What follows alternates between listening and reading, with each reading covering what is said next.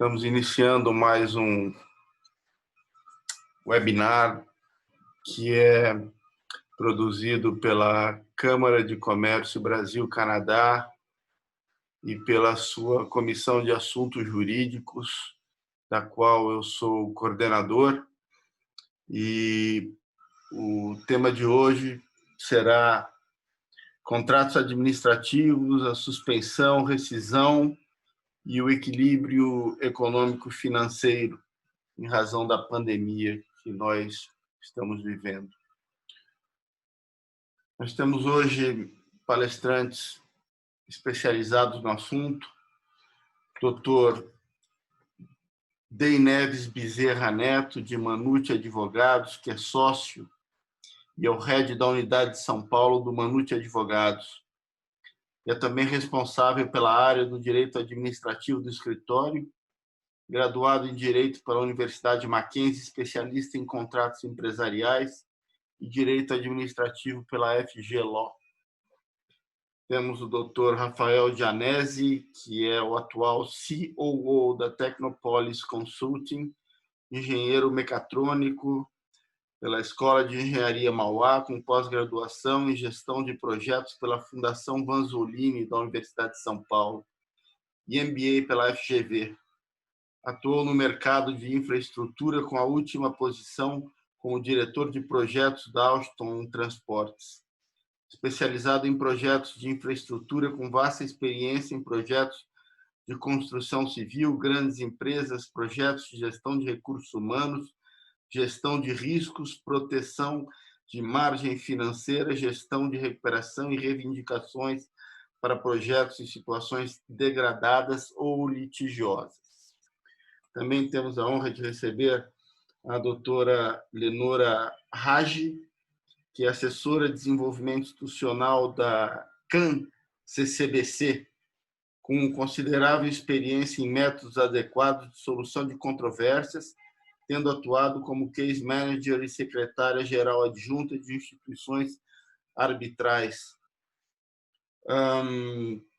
Graduada em Direito e pós-graduada em Direito Processual Civil pela Pontifícia Universidade Católica do Rio de Janeiro e obteve seu mestrado em Resolução de Disputas pelo Programa Conjunto da Faculdade de Direito de Genebra e do Graduate Institute of International and Development Studies, na Suíça.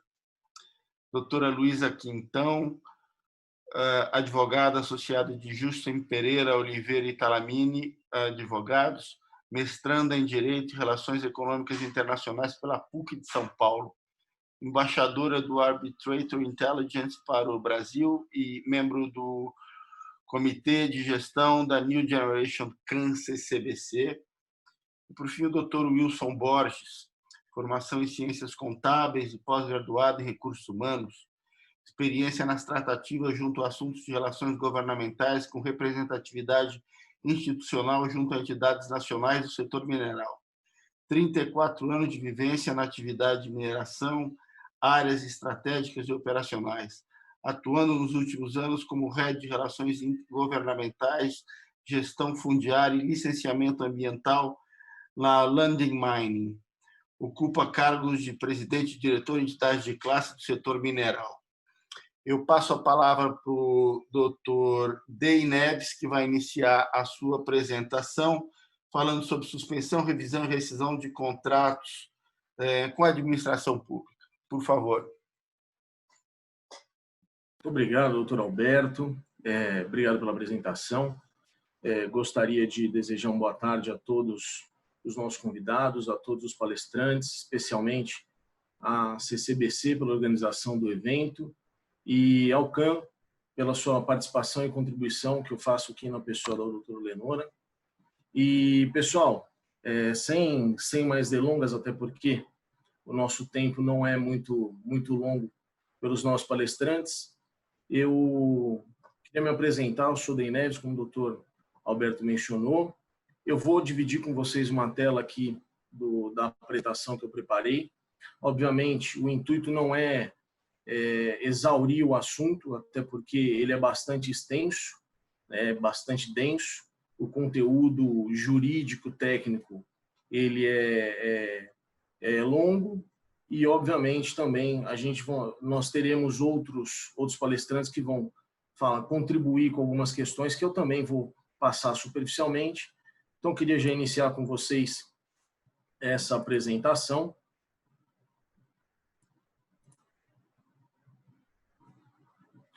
Então, vamos lá. Pessoal, rapidamente, eu sou sócio do Manute Advogados, um escritório franco-brasileiro internacional, e nós trabalhamos muito com clientes internacionais que têm atividades voltadas para a contratação com a administração pública.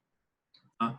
E nós vamos falar sobre a suspensão, a rescisão e a revisão contratual com a administração pública.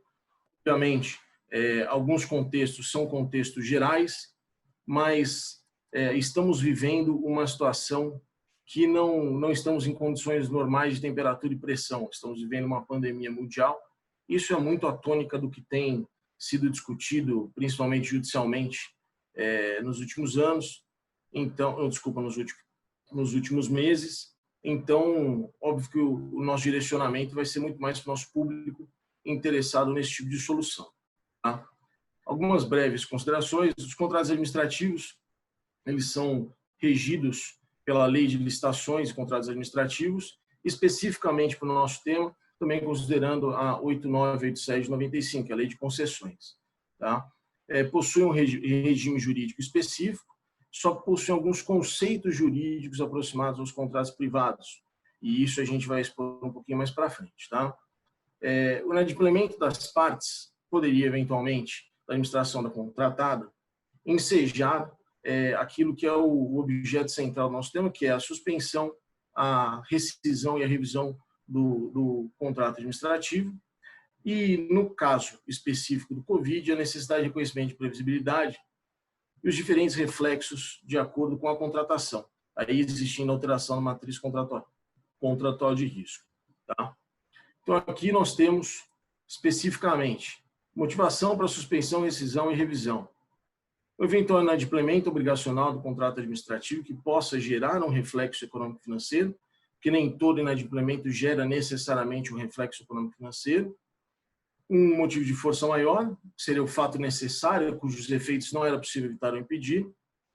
O fato do príncipe, que nada mais é do que as medidas adotadas pela administração como um reflexo para tentar evitar a propagação da pandemia, especificamente, ou qualquer outro tipo de ato da administração num cenário não pandêmico, tá? Que impossibilite a execução do contrato. Aqui eu fiz algumas exemplificações justamente para poder assimilar o conceito. As medidas adotadas pela administração, restringindo o trânsito, circulação de veículos e pessoas, por exemplo, não é a pandemia em si, mas é um reflexo e não deixa de ser um ato da administração pública. Tá?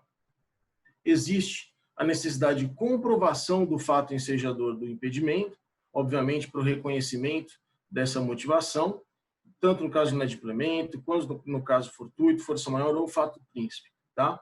E o reflexo direto no contrato, ou seja, tem que existir um nexo de causalidade. Tá? E também é necessário cientificar a administração pública acerca desse evento ou desse impedimento, seja qualquer que a natureza ou objeto desse evento. Tá? Como eu falei, pessoal, a gente não pode ignorar que a gente está vivendo num cenário mundial de pandemia. Todas as nossas relações sociais, econômicas, contratuais, elas hoje estão revestidas de questionamentos voltados para a pandemia. Então, nessa tônica, a gente vai tentar entender que, efetivamente, a pandemia, como ela reflete nesses contratos administrativos. Tá? Para quem assistiu o nosso primeiro webinar, essa conceituação eu já trouxe daquela vez, e eu acho que é importante a gente reiterar, até porque, pessoal, a pandemia ela tem o caráter transitório, mas mesmo que tenha esse caráter transitório, o reflexo dela é sentido nos contratos com a administração. Tá? E também é um fato mundialmente notório, ou seja, qualquer que seja o ente da administração que vá discutir hoje um contrato administrativo, ele tem ciência de que a pandemia traz reflexos na execução desse contrato. Qualquer que seja o ente da administração, qualquer que seja o contratado. Tá? Trouxe aqui uma reflexão da MP 926, depois posteriormente convertida na Lei 13979, que é a lei do Covid, né? Assim, famigerada. que ela traz as medidas para o enfrentamento da emergência de saúde pública de importância internacional, então, reiterando a questão da notoriedade mundial, e a disposição acerca da situação de emergência da saúde pública, ou seja, é uma situação que traz reflexos na saúde pública, de importância internacional, mundialmente notório, mas tem um caráter transitório. Tá? Obviamente que a pandemia ela deve ser contextualizada para os contratos administrativos e é o que a gente chama de um caso de força maior. Tá? Há quem tente classificar como um caso fortuito ou força maior. O que importa para a gente é que o reflexo de ambos os institutos, e aqui a gente vai chamar de força maior, eles têm o mesmo direcionamento. Tá? Seria um fato necessário cujos efeitos não era possível evitar ou impedir, ou de efeitos tão extensos que não poderiam ser previsíveis. Tá? Aqui a contextualização justamente pelo Código Civil, que é quem traz o conceito de instituto. Os contratos administrativos, aí surge um questionamento. Até pensei muito como faria a elaboração dessa apresentação, mas eu acho que é importante, antes da gente falar sobre os reflexos, falar justamente como que a gente classifica a pandemia, e aí considerado um caso fortuito efetivamente, dentro dos contratos administrativos. A gente não tem como continuar a apresentação sem contextualizar a pandemia do Covid. Tá? Então, muito recentemente, foi feita uma consulta, em tese, pelo Ministério de Infraestrutura, através do ofício 3 de 2020, questionando a aplicabilidade e o conceito de força maior relacionado ao Covid e os contratos de concessão, que são contratos administrativos. E a hipótese que foi sugerida é que, a princípio, a crise poderia ser enquadrada no conceito de força maior para fins de reequilíbrio econômico-financeiro dos contratos. E a solução, que foi um parecer da AGU, parecer 261, é de que seria favorável ao reconhecimento da pandemia como um fato superveniente e imprevisível, com um nítido nexo causal ensejador de desequilíbrio econômico-financeiro. Ou seja, é comprovada já, inclusive através desse parecer da AGU, e é, portanto, reconhecido pela administração, que a aplicabilidade da teoria da imprevisão dos contratos administrativos já era um entendimento pacificado pelo STJ e pelo TCU, Tribunal de Contas da União, reconhece a pandemia em si como um fato gerador. Então, qual é o reflexo disso? Não há mais como discutir se efetivamente a pandemia pode ou não ter um nexo causal e ser considerado como um fato superveniente e imprevisível. Já existe um posicionamento da AGU nesse tocante. Então, é importante que a gente tenha esse posicionamento justamente para não precisar ter uma discussão desnecessária quando isso for ser objeto de negociação entre a administração e a contratar os entes privados, ou até num eventual litígio, seja ele judicial, seja arbitral, enfim. Então, é importante que a gente tenha essa contextualização já consolidada. Aqui eu trouxe rapidamente a ementa desse parecer, e aí o ponto mais importante. A pandemia do novo coronavírus configura força maior ou caso fortuito, e aí, de novo, ampliando um pouco a questão da classificação da pandemia, a justificar o reequilíbrio de contratos. E, obviamente, foi uma consulta em tese pelo Ministério de Infraestrutura relacionado a um grupo de contratos específicos de concessão de infraestrutura de transporte. Mas o posicionamento da AGU, não que ele seja necessariamente vinculativo a todas as demandas nas quais seja discutido o reequilíbrio econômico-financeiro ou a questão da força maior, mas já demonstra a disposição da administração pública em entender como força maior ou caso fortuito, especificamente, a questão da pandemia. Tá? E aí nós temos o decreto 10.292, que indica as atividades essenciais, atividade de manutenção, sem impedimento com resguardo de orientações sanitárias, e as atividades são não essenciais. E o reflexo direto disso é isolamento social, home office necessário, diminuição de renda, demissões, inadimplemento, e o que a gente chama de crise, como bem trazido pelo próprio a consulta da AGU, do Ministério da Infraestrutura, com o parecer da AGU. Como se portar efetivamente face dessa crise? Como lidar com a situação excepcional e como dar continuidade aos contratos em face de fatos que influenciam sua execução? por mais que essa aplicabilidade seja tanto para os contratos administrativos quanto para o reconhecimento dos reflexos, só existe uma solução: impedir efetivamente que esse efeito ele tenha maiores proporções. Como fazer isso?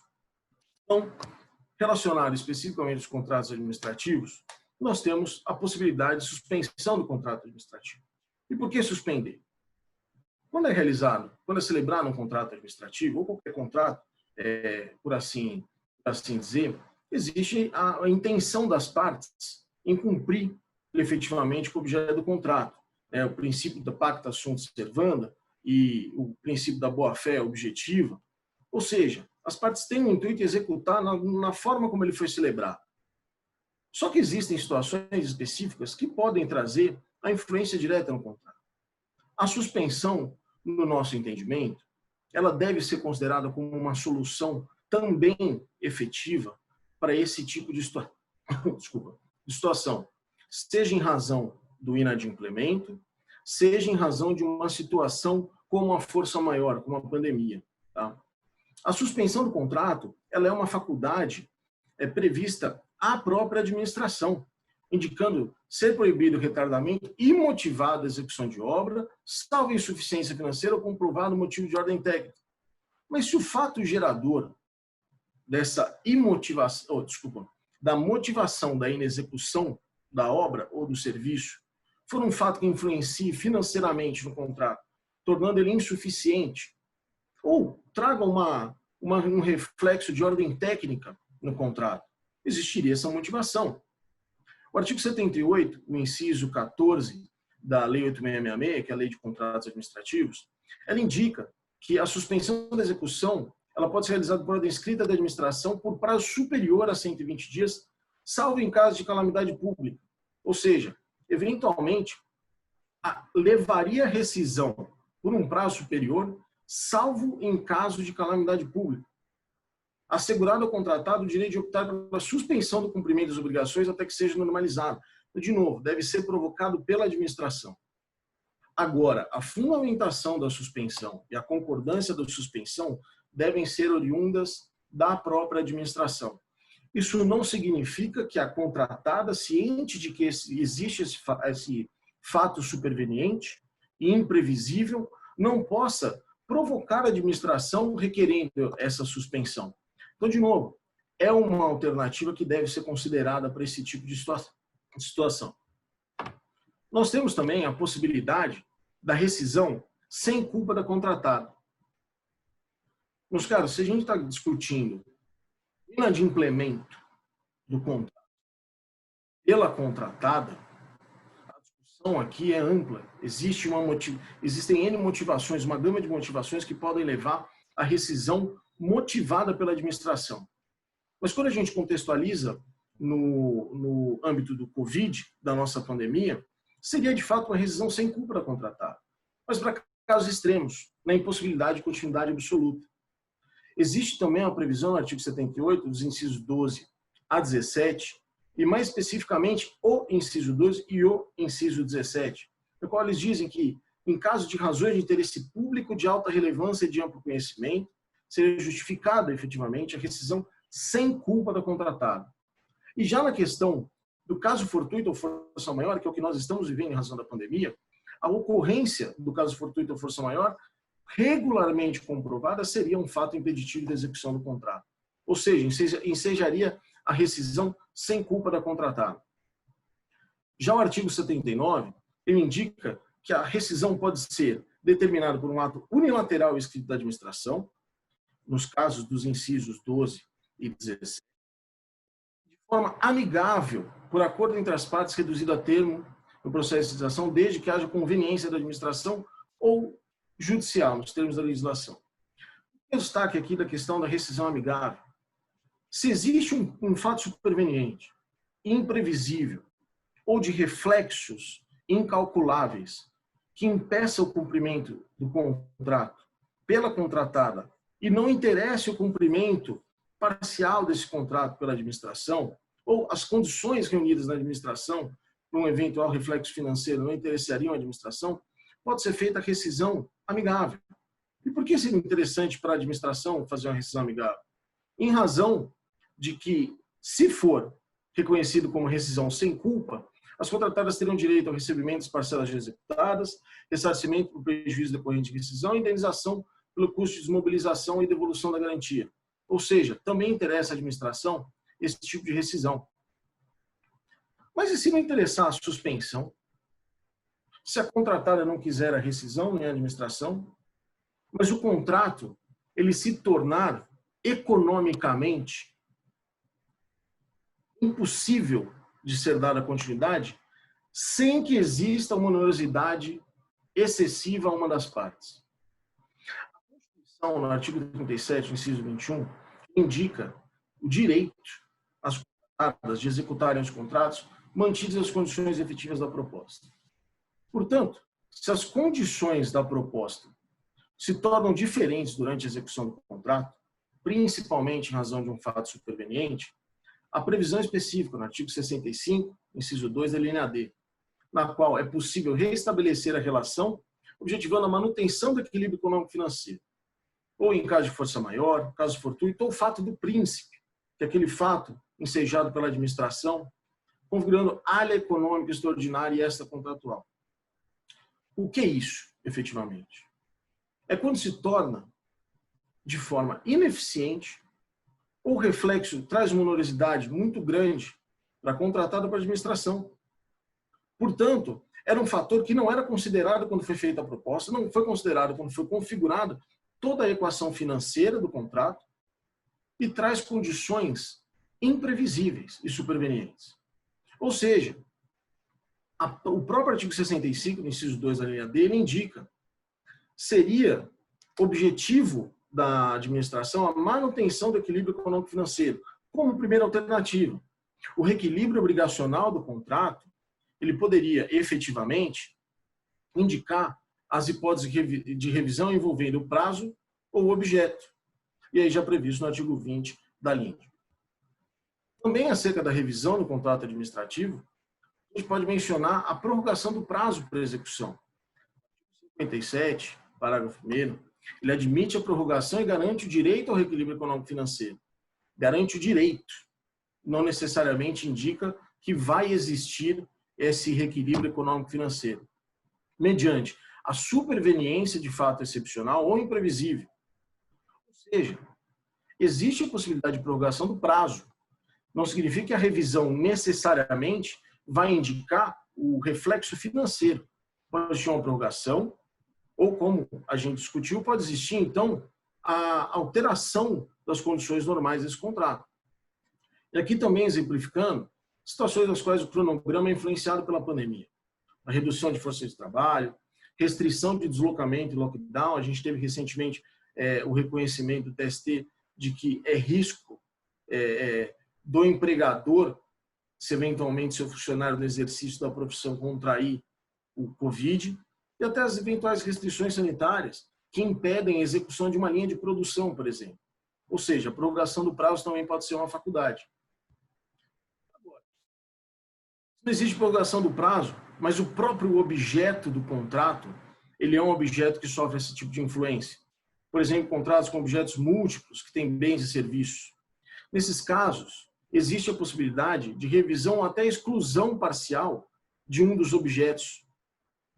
Quando a paralisação de atividades econômicas de outros países, por exemplo, ela indica a impossibilidade de uma importação ou até na execução de alguma etapa do serviço que dependeria de um ente que não se encontra em solo nacional, ou até se encontra em solo nacional, mas em relação à questão da diversidade de regulações entre estados, municípios e a União acerca das restrições em razão da pandemia, se tornar impossível a execução de parte do contrato.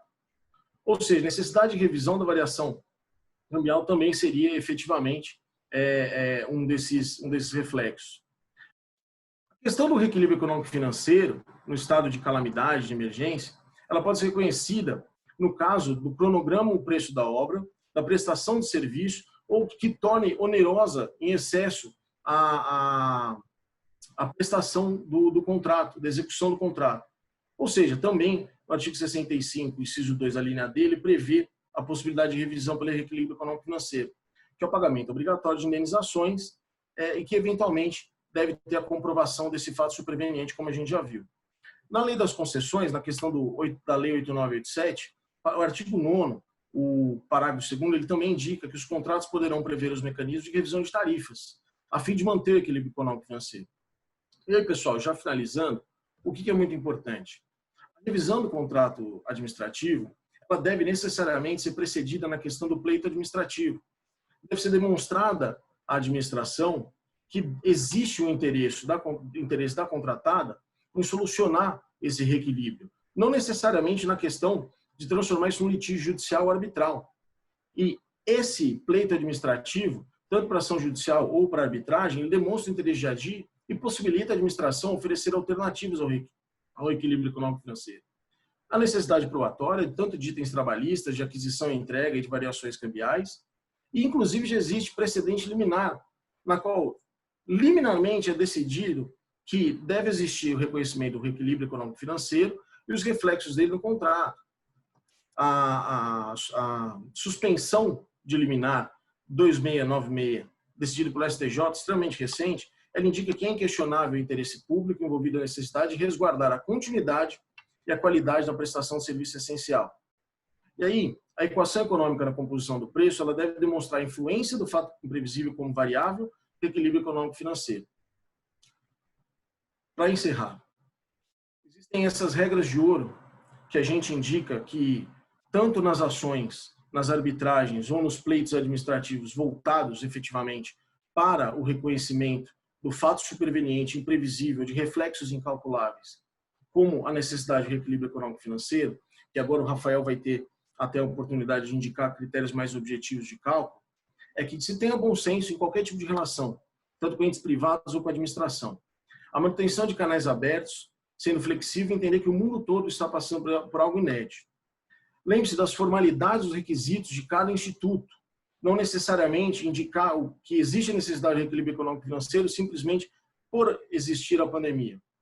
E buscar a solução economicamente mais eficiente para as partes, que não necessariamente significa mais vantajosa financeiramente para todos.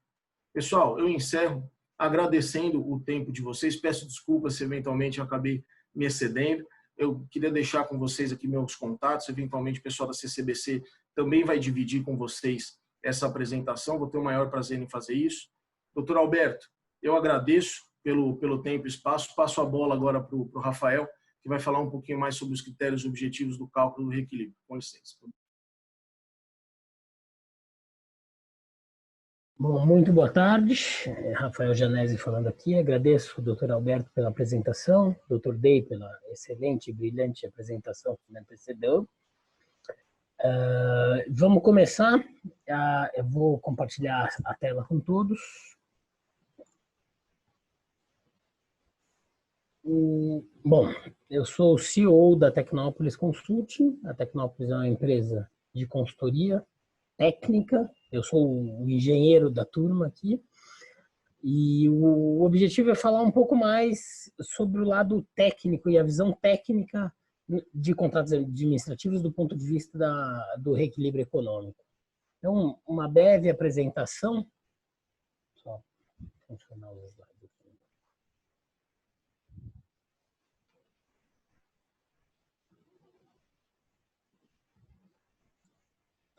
Uma breve apresentação da Tecnópolis. A Tecnópolis é uma empresa de consultoria com 20 anos já, especializada em contratos de infraestrutura e atua com gerenciamento de contratos e projetos, suporte em litígios com assistência técnica e perícias e apoio estratégico a empresas na solução de problemas técnicos e de gestão. Somos uma empresa brasileira, mas com um pé na França. O nosso fundador, o Vincent Lefebvre, é francês, e começou a empresa entre 2000 e 2001 aqui no Brasil. A gente está em São Paulo, no Rio, em Resende, onde fica a nossa matriz, e em Nantes, na França.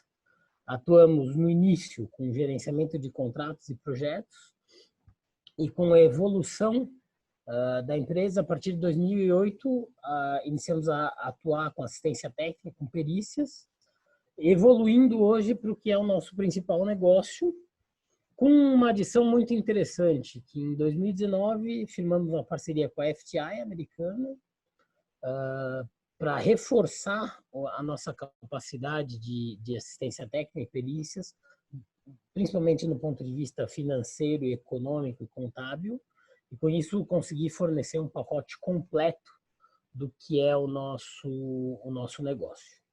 Mas vamos lá, vamos seguir o tema. Eu vou aproveitar o gancho que o Dr. Day deu sobre a discussão em contratos administrativos e como você prova tecnicamente o desequilíbrio, como você demonstra isso. Então, o objetivo aqui é, dentro dos contratos administrativos, falar efetivamente como que eu vou identificar a necessidade e a possibilidade da declaração de reequilíbrio econômico e financeiro sobre uma perspectiva técnica. Aproveitando o que o Dr. Day falou anteriormente, quando a gente fala de nexo causal, a gente tem normalmente um fato gerador e um efeito percebido desse fato gerador que está dentro de um contexto jurídico. No caso dessa crise agora, é um efeito de força maior. No entanto, quando eu gosto de falar num nexo causal técnico, ou seja, uma vez que eu tenho um fato gerador e um efeito percebido, eu preciso conseguir entender e demonstrar efetivamente os impactos que são percebidos pelas partes, e aqui tanto na administração quanto pública, quanto no privado, do outro lado, de forma técnica, ou seja, eu preciso conseguir construir tecnicamente esse nexo de que esse efeito efetivamente gerou um impacto ou se percebeu um impacto real em cima disso. Nesses impactos, eu gosto de falar que a gente trabalha sempre em dois principais grupos. O primeiro são os impactos puramente técnicos e os outros puramente financeiros. Obviamente, existe uma possibilidade de um mix entre essas duas coisas. Existe a possibilidade de você ter impactos que sejam técnicos e financeiros e que sejam financeiros e técnicos. Com o principal ponto que é que todos eles geram um efeito econômico. E é por isso que a gente está discutindo o reequilíbrio. É o efeito econômico final sobre os contratos. Tecnicamente falando, a gente pode ter efeitos de tempo, por exemplo, variações, reduções, extensões de prazo.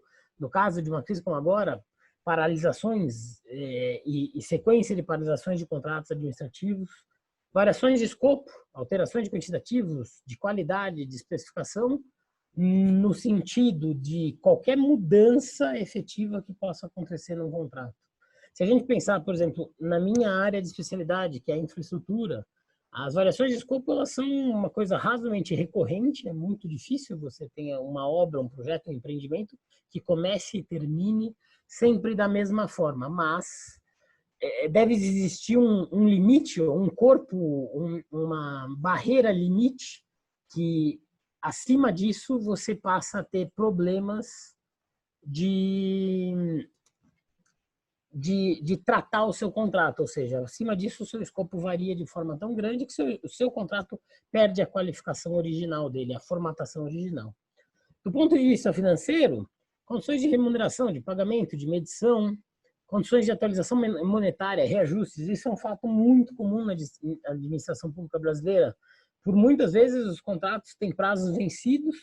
Eu atuei em muitas obras no estado de São Paulo, onde é comum você ter prazos vencidos e o empreendimento continua em desenvolvimento, porque não está finalizado, e a administração pública só pode pagar o reajuste apoiado no limite que o contrato leva ao prazo. Ou seja, muitas vezes o prazo está vencido, o contrato está aberto, e você tem um reajuste que já não é pago para e passo com o avanço do empreendimento. Alterações tributárias, da mesma forma, isso são temas um pouco mais simples, uma vez que a alteração tributária dificilmente tem discussão do ponto de vista da administração pública, mas, ainda assim, é um impacto financeiro importante. E quando a gente agrega isso numa condição como a atual, de crise, de força maior, existe uma série de mecanismos que a própria administração pública está dando em relação à redução ou extensão de prazo para pagamento de tributos que podem ter efeito real sobre um contrato. E como eu disse anteriormente, a soma desses conceitos leva a um efeito econômico que gera efetivamente o desequilíbrio. Então, uma vez que a gente contextualizou a lógica de impactos do ponto de vista técnico, novamente, eu gostaria de passar, então, vamos abrir e falar um pouco deles e como a gente pode utilizar de ferramentas e metodologias para poder demonstrá-los e, desta forma, quantificá-los em termos econômicos. Do ponto de vista técnico, a demonstração do impacto técnico depende efetivamente da existência de evidências de fato, por óbvio, que podem ser utilizadas ou não junto à aplicação de metodologias comprovadas para demonstrar o efeito sentido pela parte prejudicada. Isto é, para que eu possa demonstrar que eu sofri um impacto, que eu perdi algo, eu preciso comprovar isso de forma tangível ou utilizar essas evidências para compor um arcabouço de informações através de metodologias comprovadas. Uma forma muito comum, que é uma das nossas especialidades aqui no Brasil, são as análises formais de atrasos, ou o formal delay analysis, que vem do claim forensics, né, dos forensics de pleitos, que são teorias bastante desenvolvidas fora do Brasil e que já são bastante aplicadas no Brasil, inclusive em resoluções de litígios, tanto em arbitragens, dispute boards e mesmo na justiça comum. A base da análise de tempo, ela usa cronogramas, histogramas, planejamentos, informações técnicas reais, normalmente compartilhadas entre as partes, que permitem que, efetivamente, possa-se realizar uma comparação do planejado e o real, dentro de todas as metodologias existentes, e apresentar o impacto real e sentido pela parte ou pelas partes prejudicadas. Muitas vezes, e é razoável dizer que um contrato não tem problema porque apenas uma parte cometeu algum erro. Via de regra, é como um acidente aéreo. Um avião não cai por causa de uma falha, e sim por causa de uma sequência de falhas. Da mesma forma, o outro lado dos impactos técnicos são os escopos. Você tem todo tipo de variação ou pedidos de variações, que internamente a gente chama aqui de claim files, os nossos pleitos internos, que a Tecnópolis constrói, que são apoiados em todos os tipos de registro existentes num contrato. Cartas, registros gerais, atas, imagens, documentos técnicos, projetos, mensagem de WhatsApp, acho que só sinal de fumaça que ainda não pode, mas no geral, todo e qualquer tipo de registro é importante para contextualizar e conseguir comprovar a existência de um impacto técnico. Obviamente que, uma vez que eu tenho esses dois impactos, eu tenho que transformá-los em número, em impactos financeiros ou econômicos, né? Para que possam ser parte de um pedido ou de uma construção de um reequilíbrio econômico financeiro. Adicionado à questão dos impactos técnicos, a gente tem os impactos financeiros, que também dependem da existência de evidências e, nesse caso, demonstrações contábeis, que podem ser utilizadas junto também à aplicação de metodologias comprovadas para demonstrar o efeito sentido pela parte prejudicada ou pelas partes prejudicadas. Aqui eu separo em duas partes.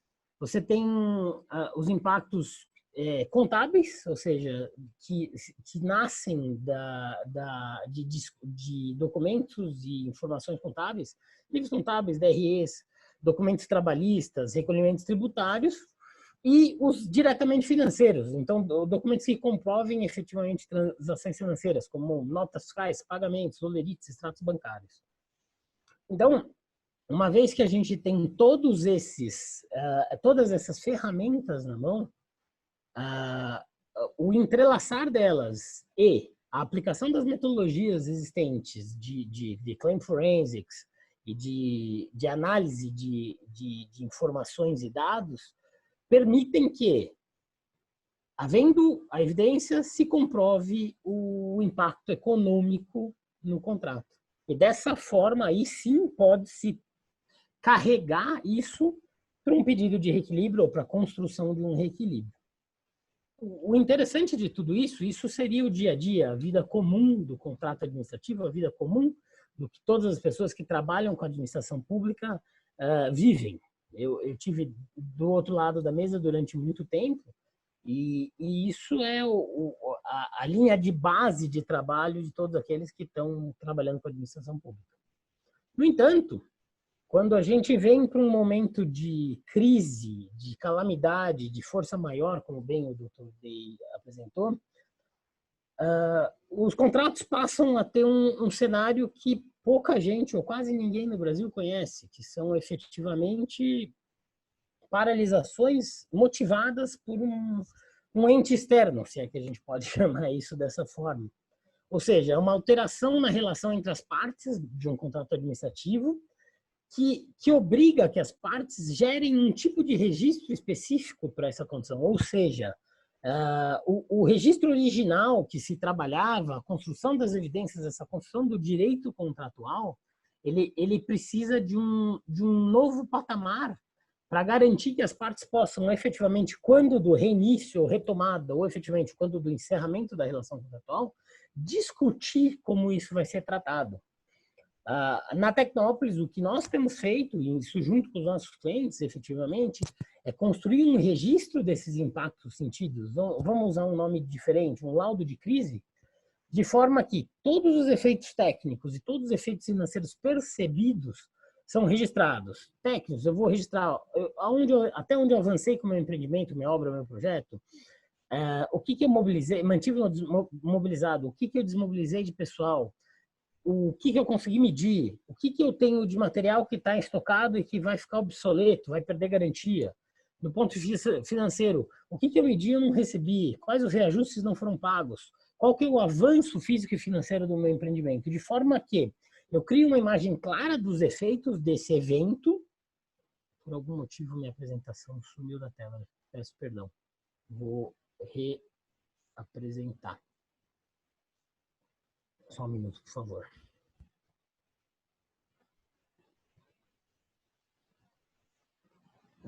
Peço desculpas. Retomando. Então, a ideia é que a gente crie uma imagem clara dos efeitos do efeito de força maior, permitindo que as partes identifiquem os pontos negociáveis, tanto com a administração pública e vice-versa. Como, inclusive, essa crise ainda não tem prazo e data para terminar, o ente privado fica numa posição de desvantagem em relação à administração pública, ainda que ele tenha os direitos deles garantidos, como bem indicou o Dr. Day, e ele precisa efetivamente construir o seu direito específico para esse caso, ou seja, construir toda a posição dele de avanço, de evolução e do que falta para efetivamente poder sentar numa mesa e negociar ou efetivamente litigar, se for a necessidade, em busca do melhor acordo, como bem disse o Dr. Day, econômico, que não necessariamente é o melhor acordo para ambos os lados. Então, para encerrar, a mensagem que eu trouxe aqui é uma mensagem simples. A ideia é que, dentro dos contratos administrativos, para que se possa construir um cenário de reequilíbrio, normalmente se deve trabalhar com registros, com construção de evidências e aplicação de metodologias que tragam força na demonstração dos impactos econômicos. Quando da existência de uma crise como essa do Covid, acrescenta-se um ponto de visualização do momento em que os efeitos são sentidos, para que isso possa ser discutido quando houver a efetiva retomada. Bom, era isso que eu tinha para passar para vocês. Eu agradeço mais uma vez, Dr. Alberto, a CCBC, deixo os meus contatos e passo a palavra para o meu próximo colega. Muito obrigado.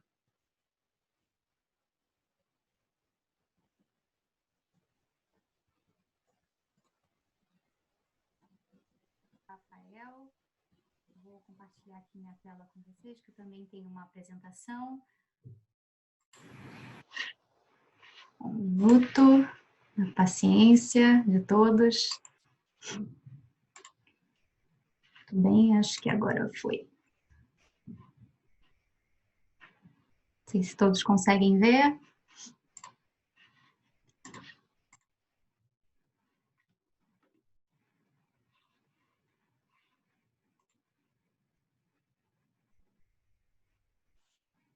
Acho que agora sim. Bom, muito boa tarde. É uma grande honra e satisfação participar do webinar organizado pela Comissão de Assuntos Jurídicos da Câmara de Comércio Brasil-Canadá. Eu agradeço imensamente o convite que me foi formulado pela comissão e o faço aqui na pessoa do Dr. Alberto e, inclusive, aproveito a oportunidade para parabenizar o trabalho frente à Comissão de Assuntos Jurídicos da CCBC pelo excelente trabalho em benefício dos associados da co-irmã do Centro de Arbitragem. Então, é uma alegria poder partilhar um pouco da experiência a partir do trabalho realizado no Centro de Arbitragem com a sua entidade CCBC, sua entidade co-irmã, da qual faço parte. Bom, cumprimento também a todos os ilustres colegas que realizaram suas exposições já e aqueles que vão expor, e também aos participantes que nos acompanham nessa tarde. Bom, para quem não conhece, o CAN-CCBC, ele atua em 3 grandes frentes, ele tem 3 objetivos estratégicos de atuação: na própria divulgação dos métodos adequados de solução de controvérsias, também no desenvolvimento e, digamos assim, na criação e estabelecimento do benchmarking no mercado de resolução de disputas, e também, claro, o cornerstone de suas atividades, que é a administração dos métodos adequados de solução de controvérsias. Seu carro-chefe, certamente, é a arbitragem, mas também prestamos serviços de administração de procedimentos de mediação, comitês de solução de controvérsias, os conhecidos dispute boards, também de controvérsias relacionadas a registro de domínio, e também atuamos como autoridade nomeadora em arbitragens e mediações. Temos uma estrutura organizacional independente e autônoma da nossa co-irmã, Câmara de Comércio, e esse ponto é de extrema relevância e claro, não poderia ser diferente, pois a gente atua de uma forma isenta, né? O Centro de Arbitragem, ele se propõe a administrar processos em que existem com diversas partes, diversas jurisdições e procedências. Nós temos uma presidência, um corpo diretivo altamente qualificado, com experiência na condução dos trabalhos, um departamento dedicado aos assuntos institucionais, do qual me orgulho de fazer parte, e, claro, o coração do Centro de Arbitragem, que é a sua secretaria. Temos hoje 8 secretarias especializadas por matéria e também por procedimento. Eu diria que o grande diferencial do Centro de Arbitragem é o seu modelo único de administração de casos. A gente tem uma grande satisfação de ser o líder de mercado e também o pioneiro, ou seja, a primeira instituição arbitral no país. Eu destacaria aqui, para ser bem rápida, o certificado ISO 9001, cuja o escopo foi aumentado no ano passado para cobrir todos os serviços, todos os procedimentos do CAN-CCBC, que são padronizados e seguem o seu sistema de gestão de qualidade. Temos uma infraestrutura completa em São Paulo, que não gera nenhum custo adicional para as partes, e também uma infraestrutura no Rio de Janeiro para recebimento de documentos e também para a realização de reuniões. Fazemos também um trabalho muito importante na gestão financeira dos casos, ou seja, na gestão financeira dos custos, honorários dos árbitros, peritos, etc., o que promove eficiência e também celeridade aos processos. E temos um arcabouço de regras, regulamentos e resoluções administrativas que permitem que os usuários da arbitragem tenham maior segurança, maior previsibilidade no procedimento. Bom, um pouco só traduzindo a experiência do CAN-CCBC em números, que sempre tornam o discurso mais palatável, né? Desde a sua fundação, já administramos mais de 1.100 procedimentos. Hoje, nós administramos mais de 300, incluindo arbitragens e algumas mediações em andamento também. E esses valores todos, desde a fundação, somam um pouco mais de 90 bilhões de reais. Uma grande responsabilidade nesse gráfico evolutivo dos procedimentos, de certa forma, a gente tem aí um retrato do mercado arbitral brasileiro. O crescimento das arbitragens na última década foi certamente exponencial, e esse gráfico do Câncer-CVC demonstra isso, e também uma consistência desse crescimento ao longo dos anos em termos de procedimentos que se iniciam ano a ano. Né? É muito importante também a gente ressaltar a duração média desses processos, que giram em torno aí de 13 meses, 13,2 meses, o que certamente, em comparação ao judiciário, é uma grande vantagem. Bom, já entrando aqui na temática de hoje, eu trouxe uma linha do tempo para que a gente pudesse visualizar o contexto dos marcos importantes, tanto do ponto de vista internacional quanto do ponto de vista brasileiro. A arbitragem no setor público ganhou mais força, certamente, a partir de meados dos anos 90, até acompanhando uma onda de privatizações no país. A lei de arbitragem, a nossa lei de arbitragem é de 1996, ela enfrentou alguns questionamentos iniciais nos primeiros anos, e em 2001 o Supremo Tribunal Federal declarou a constitucionalidade do marco legal da arbitragem no Brasil. No ano subsequente a isso, em 2002, outro marco importante foi a ratificação pelo Brasil da Convenção sobre reconhecimento e execução de laudos estrangeiros, a famosa Convenção de Nova York. E então, a partir desse momento, o Brasil começou, a arbitragem, né, no mercado brasileiro começou a despontar. E ter um volume maior de casos. E para a nossa conversa de hoje, eu destaco aqui a reforma da lei de arbitragem, que, de certa forma, sedimentou um movimento que já existia no mercado da participação da administração pública nas arbitragens, né? Então, trouxe uma disposição expressa em relação à arbitrabilidade subjetiva da administração pública, ou seja, a capacidade da administração em participar de arbitragens na qualidade de parte, e também a arbitrabilidade objetiva, ou seja, a administração pública pode procurar a arbitragem para dirimir controvérsias relacionadas a direitos patrimoniais disponíveis. Existe toda uma discussão acerca desse assunto, mas eu não consigo entrar, por conta do tempo, não consigo entrar nessa seara. Bom, pulando, a reforma da lei também trouxe alguns conceitos, como, por exemplo, a publicidade, que é um princípio constitucional da administração pública. Os procedimentos arbitrais envolvendo a administração pública são sempre de direito e devem observar o princípio da publicidade, que não significa que essa publicidade é irrestrita e absoluta. O tribunal arbitral que vai analisar o grau de publicidade, transparência dos documentos e também do procedimento em si, à luz da lei de acesso à informação, enfim, do diploma legal que dê o tratamento específico a determinada informação ou entidade da administração. Bom, aqui, do ponto de vista institucional, eu também, da instituição arbitral, eu destaco os decretos no âmbito estadual e federal.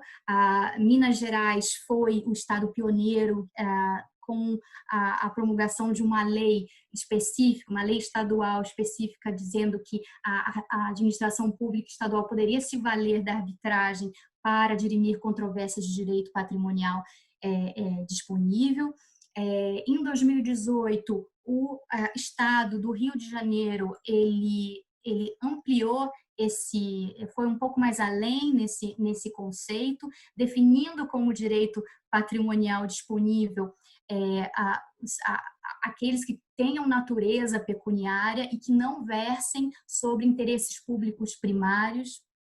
E o decreto do Rio de Janeiro também trouxe um conceito interessante de pré-cadastramento das instituições arbitrais, ou seja, aquelas instituições que desejam participar administrar essas arbitragens com a administração pública estadual do Rio de Janeiro, devem passar por um processo de pré-cadastramento, preenchendo alguns requisitos, como estabelecimento por pelo menos 5 anos, ter já administrado no ano calendário anterior ao cadastramento cerca de 15 arbitragens, e nessa mesma linha o decreto de São Paulo foi aprovado no ano passado e também trouxe essa noção de pré-cadastramento. Eu queria destacar também o decreto que, no meu ponto de vista, foi muito positivo para a arbitragem, para o Instituto da Arbitragem com a Administração Pública Federal, o decreto 10.025 de 2019. Ele ampliou o escopo desse decreto também, não só esse decreto acabou substituindo o decreto de 2015, então o de 2009 ampliou para os setores de transporte aquaviário, ferroviário, rodoviário e aeroportuário, além do setor de portos. Teve também uma inovação no sentido de ampliar a definição de direitos patrimoniais disponíveis, incluindo questões relacionadas ao reequilíbrio, a recomposição do equilíbrio econômico-financeiro do contrato, cálculo de indenizações decorrentes de extinção, de inadimplemento de obrigações contratuais. E esse decreto também trouxe, em relação às instituições, a ideia de um pré-credenciamento, né? Não cadastramento, eles se referem a credenciamento dos órgãos e entidades que queiram participar, que queiram administrar esses procedimentos, com algumas nuances, diferenças, como, por exemplo, que devem atuar por no mínimo 3 anos, devem ter reputação ilibada, enfim, com certa experiência no mercado, e assim se credenciar junto à Advocacia Geral da União para administrar essas arbitragens. Bom, entrando já nos procedimentos do CAN-CCBC envolvendo a administração pública, eu destaco aqui a primeira resolução administrativa que foi aprovada pelo CAN-CCBC para poder versar sobre a interpretação do regulamento à luz das peculiaridades desses procedimentos envolvendo a administração pública.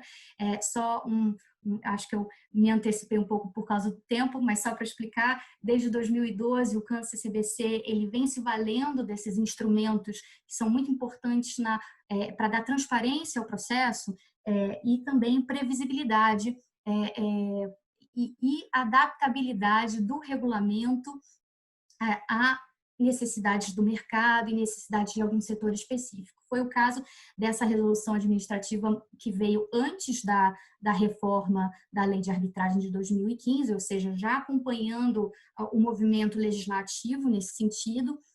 O CAN-CCBC editou essa resolução administrativa que traz aí 8 enunciados para falar sobre a interpretação, dar orientações de interpretação do regulamento combinado às especificidades do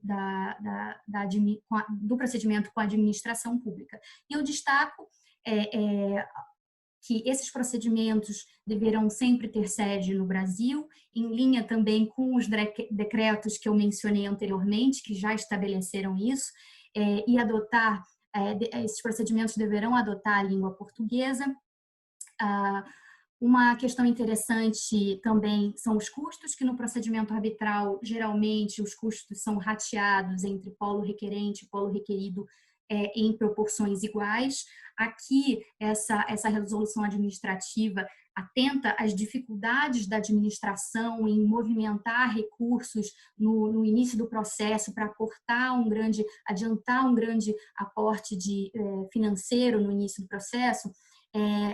A resolução possibilita que o particular antecipe os custos, os custos integrais do procedimento, sem prejuízo de, no final, nos termos da sentença arbitral, a administração ter que ressarcir o particular eventualmente. Então, isso é outra inovação, né? Outro enunciado que também foi importante nessa resolução foi a possibilidade de participação do amicus curiae. Como sabem, os procedimentos arbitrais entre particulares são estritamente confidenciais. Com a administração pública, já há que se observar o princípio da publicidade e também, é claro, a possibilidade de participação do amicus curiae, que, obviamente, vai passar por um crivo de análise conveniência e oportunidade pelo próprio tribunal arbitral, à luz da relevância da causa, do que está sendo discutido, da representatividade, etc. Já passando para outra, eu estou estourando já meu tempo, passando para outra resolução, a resolução de número 15 de 2016, que trata do princípio da publicidade relativo aos casos em que a administração pública direta faça parte, né? Isso é muito importante porque o mercado arbitral, logo depois da reforma da lei de arbitragem, ficou um pouco à deriva nessa discussão do princípio da publicidade. E o CANCE-CBC deu alguns nortes para o mercado nessa resolução, trazendo que a instituição, nós do CANCE-CBC podemos e fazemos divulgar alguns dados básicos da administração pública no nosso site da internet, como, por exemplo, a existência do procedimento arbitral, o nome das partes e a data do requerimento de arbitragem. Mas, como eu disse, a publicidade ela não é absoluta. As partes é que definirão, no momento de assinatura do termo de arbitragem, que é aquele documento que vai delinear a controvérsia, que vai delinear o escopo de jurisdição do tribunal arbitral, as partes vão ali também definir de que forma elas vão querer tornar acessíveis as informações e, eventualmente, cobrir de sigilo algumas outras informações. Bom, já caminhando para o fim da minha apresentação, outras resoluções administrativas são disponíveis e devem ser observadas também, seja em arbitragens entre particulares ou com a participação da administração pública. Um pouco das nossas estatísticas em relação a esses procedimentos, já foram 51 procedimentos com a administração pública, 36 deles estão em andamento hoje, ou seja, nessa situação que nós estamos lidando hoje da pandemia, com os desafios impostos pela pandemia. Aqui nós vemos nesse gráfico rapidamente a evolução que traduz também esse movimento de mercado já anterior à reforma da lei de arbitragem, que certamente ganhou impulso depois da reforma. As medidas que nós estamos adotando na Covid-19, como muitos de nós estamos trabalhando também de forma 100% remota. 2 resoluções administrativas foram aprovadas nesse período. A que está vigorando hoje é a Resolução 40, isso para dar normas e orientações para o processamento eletrônico das arbitragens. Estamos em pleno vapor trabalhando para a continuidade desses procedimentos, inclusive procedimentos que mencionei envolvendo a administração pública, dando certo grau de previsibilidade e segurança a todos os players da comunidade arbitral e também de mediação. Conduzimos audiências virtuais, temos, só a título de curiosidade, já mais de 10 audiências já foram conduzidas, sendo que 2 delas de instrução, uma com a participação de mais de 40 pessoas remotamente, ou seja, é possível a gente se adaptar às dificuldades e desafios impostos por esse período. Bom, eram essas as minhas considerações. Desculpa, vocês estão vendo a minha área de trabalho. E eu agradeço mais uma vez a oportunidade e o convite. Passo a palavra agora para a minha colega querida da arbitragem, doutora Luísa Quintão. Obrigada, Lenor. Eu vou só subir a minha apresentação aqui, antes da gente começar, para já tentar correr um pouco, que acho que a gente está em cima aqui do tempo. A gente já fez um teste antes. Acho que já estou. Bom, acho que todo mundo já consegue ver a minha tela, né? Só para introduzir um pouco melhor, eu vou falar das peculiaridades da arbitragem envolvendo a administração pública, só que agora sob uma outra ótica, que é a da advogada. Trabalho no escritório Justem Pereira Oliveira e Talamini já faz 5 anos, um escritório que nasceu dedicado ao direito administrativo, que tem uma prática de infraestrutura muito abrangente, mas que nos últimos anos, inclusive em decorrência daquilo que a Leonora já apresentou para vocês, pela expansão do número de arbitragens envolvendo a administração pública, nós também temos um departamento exclusivamente dedicado à arbitragem. E a origem da nossa criação oportunizou que a gente trabalhasse em uma quantidade relevante desses casos que têm surgido com a administração pública. Então, parte do que eu vou compartilhar aqui com vocês decorre de uma experiência prática mesmo em conflitos arbitrais que são muito mais recorrentes, né, pelo menos aqui no Brasil, para relações estritamente privadas, né, mas quando esses conflitos envolverem também a administração pública. Eu vou tentar ser um pouco mais breve aqui nessas partes um pouco mais gerais que já foram introduzidas pela Leonora, mas desde 2015, então, temos uma autorização abrangente para qualquer entidade de administração pública arbitrar conflitos que digam respeito a direitos patrimoniais disponíveis, mas também é importante a gente lembrar que a administração ela também é regulada em diversos níveis, seja de governo, federal, estadual, municipal ou setorial. Então, existem regras, leis e alguns decretos que regulamentam a arbitragem com a administração a depender do nível de governo, a depender do setor aplicável. Então, a realidade do setor portuário pode não ser a mesma realidade, eventualmente, do setor de ferrovias. E existem regras específicas para cada um desses casos. Então, a Lei Brasileira de Arbitragem, ela traz diretrizes gerais para regular a arbitragem com a administração pública, tudo aquilo que a Leonora já falou. Arbitrabilidade subjetiva, objetiva, autoridade para celebrar a convenção de arbitragem, né, para essa convenção ser execuível. Também traz dispositivos quanto à lei aplicável, que não, nesse caso a gente não pode ter arbitragem por equidade, e quanto à tramitação do processo. Aqui a Leonora já explicou bastante para vocês a questão da publicidade.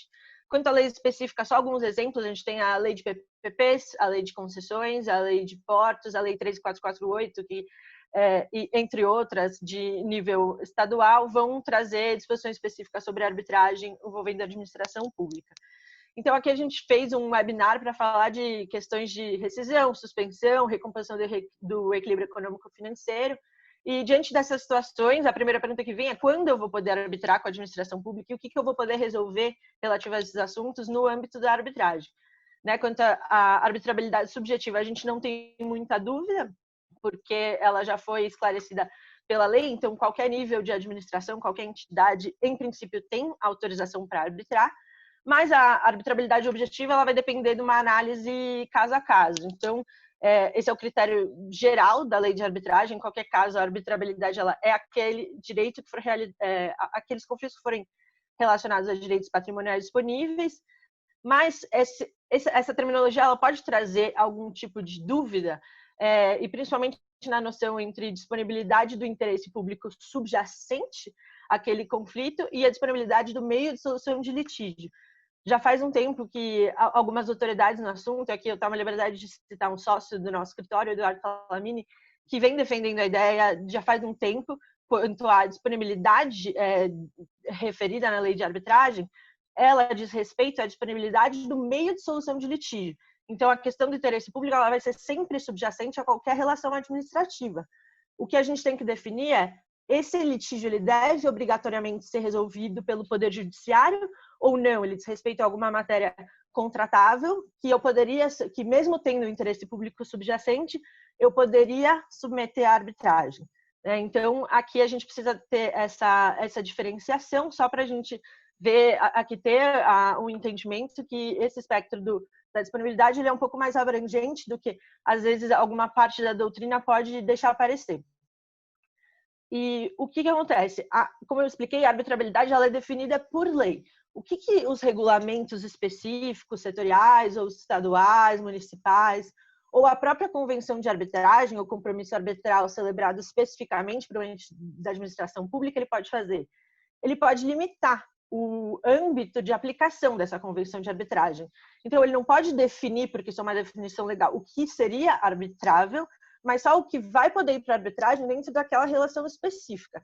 Né? A gente pode trazer aqui alguns exemplos, por exemplo, na resolução que regula a arbitragem no âmbito da NTT, que ela traz exemplos de questões, de questões arbitráveis. A primeira delas, e que é a mais recorrente mesmo, são as questões relacionadas à recomposição do equilíbrio econômico-financeiro dos contratos. Outro ponto que é importante, aqui eu desço para o inciso 5º, que é o inadimplemento de obrigações contratuais por qualquer das partes. E esse inadimplemento ele pode gerar muitas consequências, especialmente aquelas aqui que o Dey já falou para vocês no começo, que são as sanções administrativas ou outros efeitos na relação contratual com o ente administrativo. Então, tudo que a gente puder relacionar com essa relação estritamente contratual, provavelmente vai estar sujeito à jurisdição do árbitro, salvo restrição específica na convenção de arbitragem. Aqui tem outro exemplo também, listas novamente exemplificativas, por enquanto não localizei aqui para essa apresentação uma lista restritiva de questões que pudessem ser submetidas à arbitragem, mas novamente ele traz novos requisitos e traz a reposição do equilíbrio econômico-financeiro dos contratos e a questão do inadimplemento mais uma vez. Então isso já pode deixar enfim, as partes que contratam com a administração um pouco mais tranquilas, quando eu diante de uma cláusula arbitral, se eu vou poder levar aquela questão para arbitragem ou não. Aqui é só uma questão um pouco mais gráfica da diferença, né, do critério de arbitrabilidade quanto do âmbito de aplicação material da Convenção de Arbitragem. Mas aqui o que a gente precisa trazer, que talvez seja uma dúvida mais importante, a diferença entre arbitrabilidade e sindicabilidade. Quando a gente vai falar em conflitos de arbitragem, administração, a gente já falou aqui fato do príncipe, fato da administração, a gente precisa lembrar que algumas questões não devem ser confundidas com arbitrabilidade, uma delas é a sindicabilidade. Para isso, a gente precisa ter uma ideia do que é a função do árbitro e qual é a amplitude dos poderes desses árbitros, né? O árbitro ele exerce uma função jurisdicional, que é a função como a de um juiz. A função do árbitro ela é equiparada à função do juiz, inclusive as questões de imparcialidade e independência são aquelas mesmas aplicáveis do Código de Processo Civil ao árbitro, o que se aplica ao juiz aplica ao árbitro, mas a função dele diante da atividade administrativa ou de um conflito administrativo submetido à arbitragem, ela é uma função revisora dessa atividade, não diferente do que a do juiz, por exemplo, numa vara das fazendas públicas. Então, o limite da amplitude do poder desses árbitros, quando diante dessas questões de direitos patrimoniais disponíveis, ele vai ser exatamente a mesma função do juiz, ele vai ter exatamente a mesma função do juiz. Então, eu vou poder decidir sobre a origem daquele ato, se ele é um ato, por exemplo, de conveniência ou oportunidade, ou se eu só vou poder resolver as consequências, né? Decidir sobre as consequências daquele ato da administração. A atividade sancionatória administrativa, que pode ocasionar a suspensão, a rescisão do contrato, ela não é uma questão de conveniência ou oportunidade do Estado. Então, essa questão, não havendo alguma outra restrição na Convenção de Arbitragem, ela é plenamente submetiva à arbitragem. Mas cabe ao árbitro, dentro do princípio da competência, no exercício da competência, a competência dele, verificar se aquela questão ela é sindicável ou não. Então, se essa rescisão, se essa suspensão ou se essa sanção ela surgiu de um inadimplemento contratual, por exemplo, é mais do que natural que o árbitro possa olhar para essas questões, né, e decidir. A questão da recomposição do equilíbrio econômico-financeiro, ela é mais objetiva ainda, ela não gera tanta discussão, mas para esses outros tipos de sanção ou consequência no contrato administrativo, essa distinção ela é um pouco mais relevante. Outra pergunta bastante frequente quanto à arbitragem envolvendo a administração é a questão da urgência. Então, por exemplo, as medidas de combate ao Covid-19 que podem ter ocasionado uma morosidade excessiva imediata em alguns contratos administrativos. Tornado, como o Dey falou bastante disso no início da exposição dele, o cumprimento daquela obrigação excessivamente onerosa ou impedido, né? Ou impedir a execução daquele contrato ou qualquer outra situação que impacte o equilíbrio entre as duas partes naquela relação, o status quo daquele contrato. O árbitro, ele vai ter o poder que o judiciário tem, o Dey trouxe aqui a decisão do STJ, que era uma suspensão de liminar, ele vai ter esse mesmo poder do judiciário para dar uma medida de urgência ou não? Isso depende, tá? A resposta mais breve depende. Se a arbitragem já estiver instituída, a lei já diz que sim, o árbitro tem o poder de conceder essa medida de urgência, de propor um plano de recomposição imediato ou tomar algumas medidas que sejam necessárias para manter o equilíbrio econômico-financeiro daquele contrato. Se a arbitragem ainda não estiver instituída, a princípio, o Poder Judiciário tem competência para conceder essas medidas. Mas a gente tem que lembrar que as partes podem ter contratado algum regulamento de arbitragem na convenção que prevê a figura do árbitro de emergência. Tá? E esse árbitro de emergência, se ele não for opcional num sistema opt-in no regulamento, provavelmente as partes vão ter que submeter esse pedido de urgência a esse árbitro. E depois o árbitro oficial, o Tribunal Arbitral Oficial, vai manter, modificar ou revogar essa medida. A mesma coisa acontece com a medida cautelar ou de urgência, eventualmente concedida pelo Poder Judiciário. O que o árbitro não pode fazer é impor medidas coercitivas. O árbitro não tem esse poder, ele tem o poder exclusivamente jurisdicional, que é ditar o direito sobre aquela matéria. Então, existe também uma figura aqui, que é a carta arbitral, que pode trazer a cooperação com o Poder Judiciário, caso seja necessário implementar de imediato alguma dessas medidas concedidas pelos árbitros. E em questão de processo e procedimento, o que vai mudar na arbitragem com a administração pública? Aqui falando tanto para os advogados que estão acostumados com arbitragem, vou tentar ser um pouco mais genérica, quanto os advogados administrativistas que podem ter, eventualmente, alguma primeira experiência com a arbitragem. Né? Então, a arbitragem envolvendo a administração pública, em princípio, ela vai ser similar à arbitragem entre entes privados. Né? O que eu vou precisar ter é uma compatibilização principiológica. A Leonora já trouxe aqui para vocês alguns princípios, né, que a administração está sujeita, e isso precisa ser compatibilizado na arbitragem. Então, a Fazenda Pública, em princípio, não tem as prerrogativas processuais da Fazenda na arbitragem, mas as partes, a instituição, o tribunal, precisam observar aqueles princípios constitucionais a que a administração está sujeita, principalmente a administração, que é quem tem o dever de cumprir com esses princípios. E a gente também deve levar em consideração, e é uma questão mais solidária, inclusive também entre as partes, a realidade administrativa. Então, as partes podem, no começo do processo, combinar prazos que sejam mais viáveis em face da realidade administrativa, que muitas vezes não é a mesma do escritório de advocacia privada. Então, isso também tem que ser levado em consideração. Aqui eu vou tentar passar mais rápido dessas partes, mas uma outra peculiaridade é a convenção de arbitragem com o ente administrativo. Ela é uma convenção de arbitragem, ela é um contrato como outro qualquer que está sujeito a controle, né? Como qualquer ato de qualquer outro ente administrativo. Então, esses atos, a própria escolha pela arbitragem, ela deve ser motivada, pelo menos em tese. Não necessariamente eu tenho que ter um relatório daquela procuradoria ou de quem redigiu o contrato, de uma secretaria, explicando todas as razões, mas ela tem que ser né, e aqui eu falo um pouco das diretrizes da PGE São Paulo, ela deve ser demonstrável a razão pela que foi escolhida a arbitragem, e a mesma coisa com os árbitros, porque tanto os agentes administrativos quanto os entes administrativos estão sujeitos ao controle pelos tribunais de contas. E a própria opção pela convenção de arbitragem, às vezes, ela tem impactos econômicos, ela tem um racional econômico subjacente ao contrato. Assim. E outro ponto é garantir a execuabilidade dessa convenção de arbitragem. Como eu vou garantir que, assim que eu iniciar a arbitragem, aquela outra parte não vai criar, eventualmente a outra parte vai criar objeções que poderiam ser infundadas ou evitáveis, né? A gente tem que garantir que essa convenção de arbitragem ela é firmada pela autoridade competente, que já está esclarecida na lei de arbitragem. Se houver regras setoriais de nível de governo específico aplicáveis àquela arbitragem, garantir que essa convenção de arbitragem já fale sobre idioma, sede, lei aplicável a uma instituição. Aqui, por exemplo, o decreto do setor portuário, ele traz diversos requisitos específicos. Então, nesses contratos, é sempre bom observar o que o decreto específico faz antes de iniciar uma arbitragem ou antes de firmar a convenção.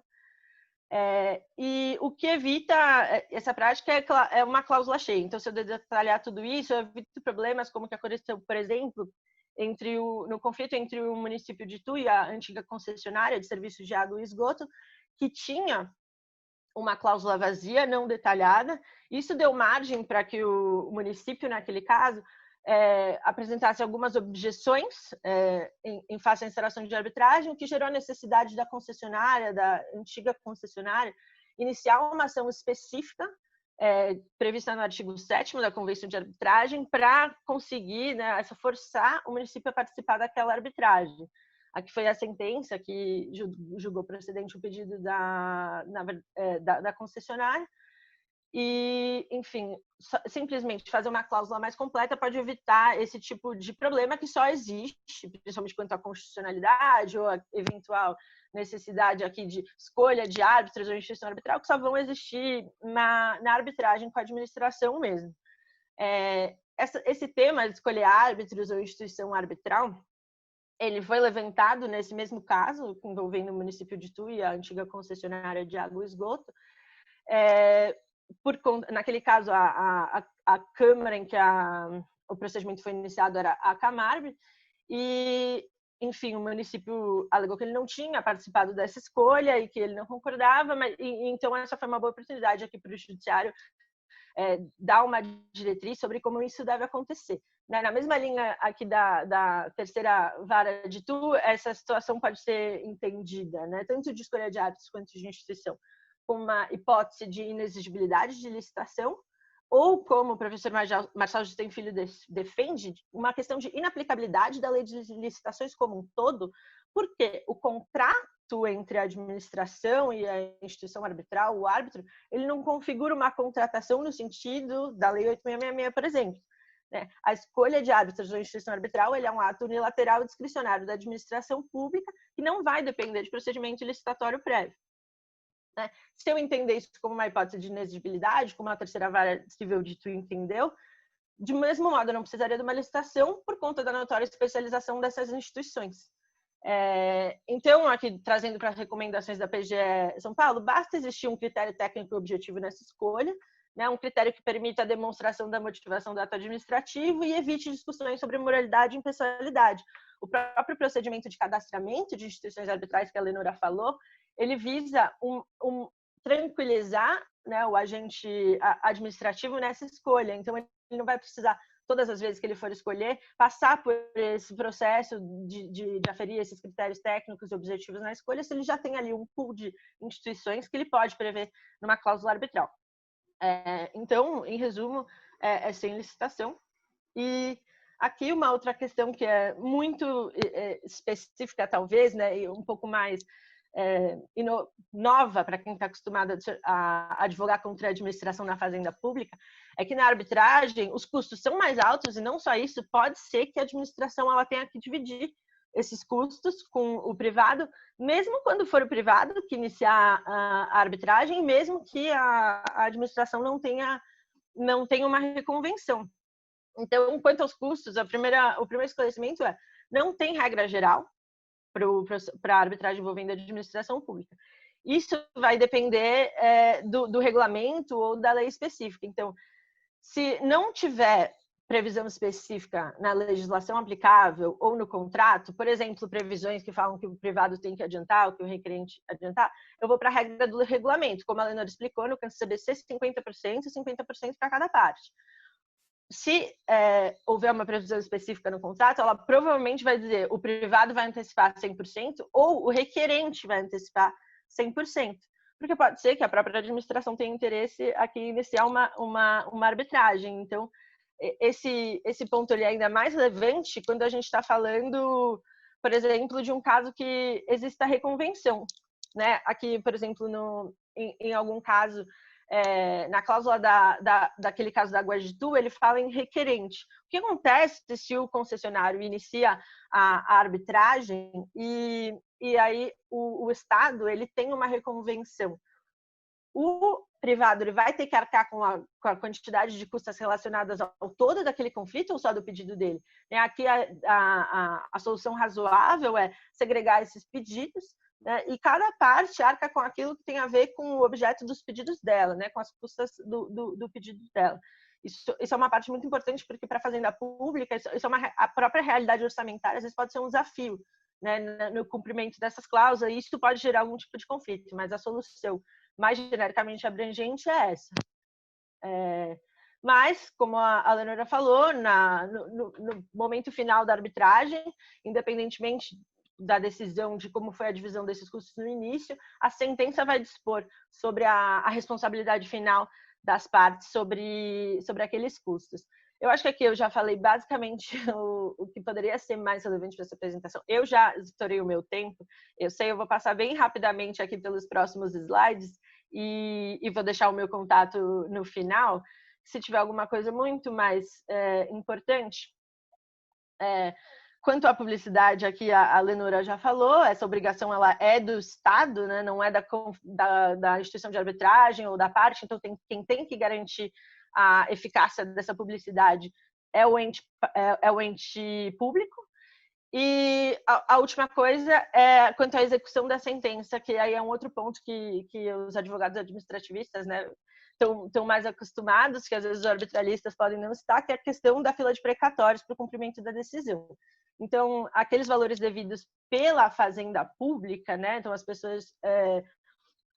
os órgãos da administração direta, por exemplo, eles vão entrar na fila de precatórios, tá? E independentemente daquilo ser uma sentença arbitral ou não. Inclusive porque a sentença arbitral é 100% equiparável à sentença judicial, em virtude de tratados firmados pelo Brasil com outros países e em virtude da nossa própria lei interna também.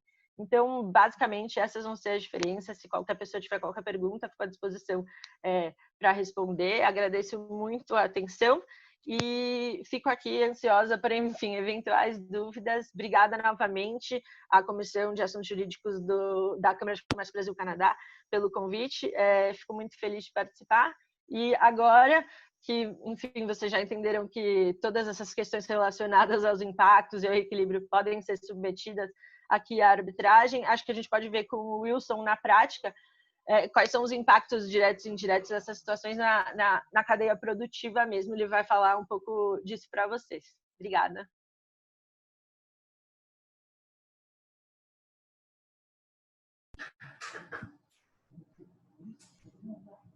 Olá, boa tarde a todos.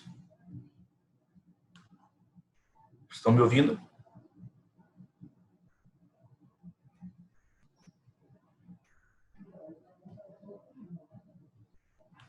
Oi, está me ouvindo ou não? Está me ouvindo? Ok. Boa tarde a todos. Em primeiro lugar, queria agradecer aí pelo convite e poder participar aí depois de tantas explanações aí de alto nível, né? E eu vou falar um pouco da parte operacional de mineração. Eu sou o coordenador da Câmara de Comércio de Mineração, a Comissão de Mineração da CCBC. Também sou conselheiro da CNI, no Comin, e atualmente sou presidente da Câmara Setorial da Mineração aqui pela Federação das Indústrias, né? Queria destacar aí, já que nós estamos falando da parte jurídica aí, eu contei aqui, eu estava contando enquanto o pessoal estava fazendo a apresentação, nós tivemos aí cerca de 190 atos do governo federal, entre decretos e portarias, instruções, 38 atos aí pela Presidência da República, 12 do Ministério de Minas e Energia e 88 aí atos do Ministério da Saúde, né? Falando um pouquinho de mineração, né, para quem não conhece, atualmente a gente tem aí cerca de 9.577 minas operando no Brasil, tá? 9.577. Desse total aí, 140 são consideradas minas de grande porte, produzem aí acima de 1 milhão de toneladas. Isso representa 1,5% da produção, de minas. Nós temos aí também cerca de 590 minas que está abaixo de 1 milhão e acima de 100 mil. E temos 2.745 minas que estão abaixo de 100 mil onças e 5.600 minas que são abaixo de 10 mil toneladas de minério processado no ano. Esse é o perfil das minas aí do Brasil. Hoje, o Brasil, o setor mineral brasileiro produz mais de 50 tipos de bens minerais, tem uma produção em torno de 110 bilhões de reais, representa 4% do PIB, gera mais de 180 mil empregos e representa aí cerca de 50 bilhões de dólares nas exportações do Brasil. Em termos de produção, nós somos exportador, né, player em nióbio, minério de ferro, na tantalita, na bauxita, na grafita e na vermiculita.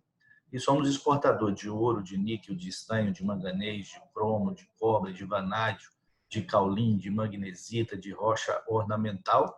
Somos autossuficientes aí no calcário, no talco, no tungstênio e no diamante. E importamos aí a diatomita, o fosfato, o zinco, o enxofre e o titânio. E temos uma dependência externa muito grande do carvão metalúrgico, do potássio e de terras raras. Falando um pouco sobre esses impactos externos e internos, né? O IBRAM recentemente elaborou uma pesquisa, Instituto Brasileiro de Mineração, que é uma fotografia aí sobre a percepção desses impactos do novo coronavírus, né? Foram ouvidas aí cerca de 175 empresas do setor mineral. Isso representa aí em torno de 75% da produção brasileira, da produção mineral. E sobre o aspecto de mercado interno, por exemplo, volume produzido, essas empresas responderam que, 22% responderam que não será afetado em termos de volume produzido. 47% acredita que não é possível, nesse momento, mensurar esses impactos. 19% acredita que vai ter uma redução de 30%. E 11% acredita que a redução será acima de 5%. De 11%. Com relação ao mercado externo, né, para atender o mercado externo, 30% acredita que não vai afetar, 38% acredita que não é possível mensurar, 22% acredita que 22% de redução e 11% acredita que nós vamos ter 50% de redução para atender o mercado. Em termos de importação de matérias-primas, né, em termos de dificuldade de abastecimento dos próximos trimestres, 19% não acha que não é possível mensurar, 42% disse que não será afetado, 19% tem uma redução aí de 30%, 6% acredita que nós vamos reduzir aí entre 30% e 50% da matéria-prima e 13% acredita que será em torno de 50% de redução. Em relação à importação, dificuldade de abastecimento, né, de importar peças e equipamentos, 34% acredita que não é possível mensurar nesse momento, 28% não será afetado e 13% vai afetar em torno de 30%. Bom, isso é uma fotografia. Em termos de faturamento, 56% acredita que não será afetado, 14% acredita que vai ter uma perda de 5%, 8% desses entrevistados acreditam que entre 10% e 20%, e 17% acredita que o faturamento vai cair aí acima de 40%. Bom, depois de instalado aí, né, da Organização Mundial de Saúde ter decretado essa condição de pandemia, a maioria das empresas de mineração são grandes empresas de mineração no Brasil, canadenses, sul-africanas, inglesas, australianas. Essas empresas instalaram aí os seus comitês de crise, né? Mapearam aí os contratos de maior relevância que impactam no processo produtivo, iniciou várias negociações com os principais contratos, né? Primeiro momento, o objetivo dessas negociações foi assegurar o salário, o benefício trabalhista de todos os empregados, tendo em vista essas restrições, né? Essas condições de isolamento social. Algumas empresas de grande porte estão promovendo aí antecipação e adiantamento de pagamentos, né, de acordo com os contratos. A gente tem tido várias discussões a respeito do câmbio, né, desse aumento do câmbio, porque alguns contratos são baseados na moeda estrangeira, né? A maioria das empresas de mineração não tiveram nenhum caso de Covid nas suas operações, né? Talvez nas cidades em torno, mas não nas operações. E foi avaliado também as questões dos riscos operacionais relacionados a esses abastecimentos de insumos e fornecimento.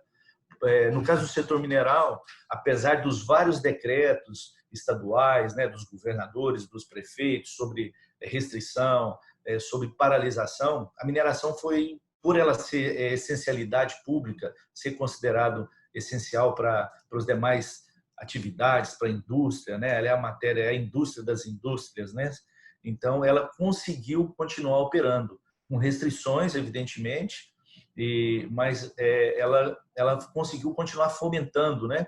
Mesmo com a redução de empregados nas áreas administrativas, muito home office, e isso também gerou aí, está gerando já alguns, igual os colegas já falaram, algumas discussões de escopos, né? Revisão de escopos, que são objetos, nesse primeiro momento, de negociações entre a área de suprimentos e os fornecedores.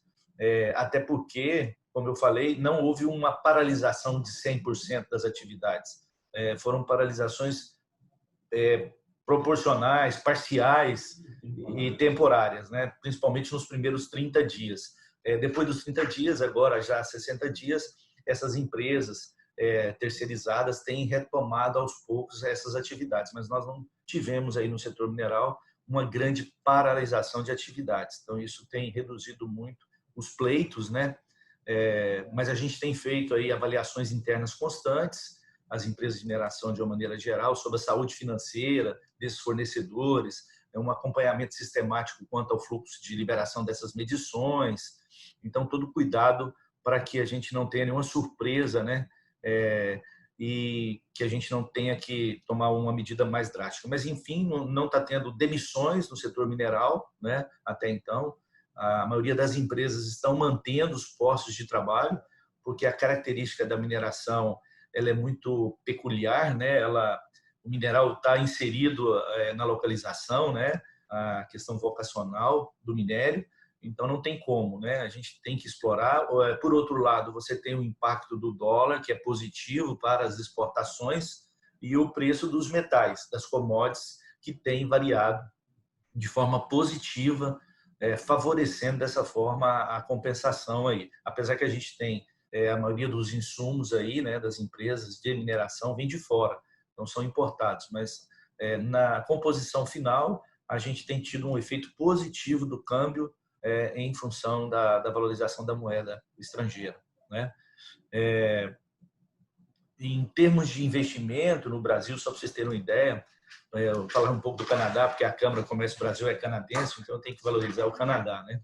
Hoje, você vê o Brasil, a Argentina com o maior risco político e econômico, o Chile é um país super explorado com dificuldades de água, o Peru tem um ambiente super competitivo, a Colômbia tem um risco de segurança e restrições para operar minas de céu aberto. E o número de investimento hoje no Peru e no Chile é 12 vezes a mais do que o Brasil, né? Ele é 6 vezes menor do que a Colômbia, o nível de investimento por quilômetro quadrado aqui no Brasil, investimentos canadenses. E nós estamos ainda 5 vezes menos do que a Argentina. Então, é uma coisa difícil de entender. Por que o Brasil tem uma condição mais... em termos mineral, uma vocação mineral muito mais atrativa e nem por isso a gente consegue ter mais investimento que outros países que têm uma condição desfavorável. Então, assim, hoje a mineração então busca, depois do Covid, a retomada da atividade da indústria da mineração pós-Covid. Ela tá baseada principalmente num novo modelo de desenvolvimento para fortalecer e para perenizar a indústria de mineração e suas cadeias. A produção interna, garantir o abastecimento de insumos necessários para a importação, para a exportação, a redução da nossa dependência de bens primários, né, e transformados, tornar a mineração aí, além de exportadora, uma indutora do desenvolvimento industrial do país. O Brasil é um grande player de vários bens minerais, né, transformados e de máquinas e equipamentos. Então, a gente precisa aumentar essa oferta de bens minerais para exportação, com verticalização de produção mineral. A gente precisa exportar produtos de base mineral com agregação de valor, exemplos de aço, de ligas especiais, fertilizantes, né? Estimular aí o uso de calcário corretivo agrícola, induzir a descoberta de novas jazidas, principalmente de fosfato, de potássio, de enxofre e de zinco, e depois, no médio prazo, aí, o níquel, né, o cobalto e terras raras. Então, essa é a visão hoje da mineração. Eu tentei ser bem rápido aí para cumprir o prazo e estou à disposição aí para as perguntas. Muito obrigado a todos os palestrantes. Eu acho que foi extraordinário. Vocês cobriram diferentes espectros do tema. Tenho 3 perguntas aqui, rapidamente, para não avançar muito além do tempo que nós estimamos. 2 delas foram feitas pelo Rafael Arantes durante a apresentação do DEI. DEI, você quer ler as perguntas e respondê-las? Posso, até só para fazer uma rápida correção, ser justo com o Álvaro, uma foi feita pelo Rafael, outra pelo Álvaro. Eu já tinha até observado aqui as perguntas, até em respeito ao pessoal que continuou com a gente até agora na apresentação, faço questão. A primeira é do Rafael. O questionamento dele é acerca da dispensa da licitação no caso da pandemia. Os orçamentos de entes públicos podem ter prazo de validade reduzido. Na questão é muito clara, pelo que entendo. Tá?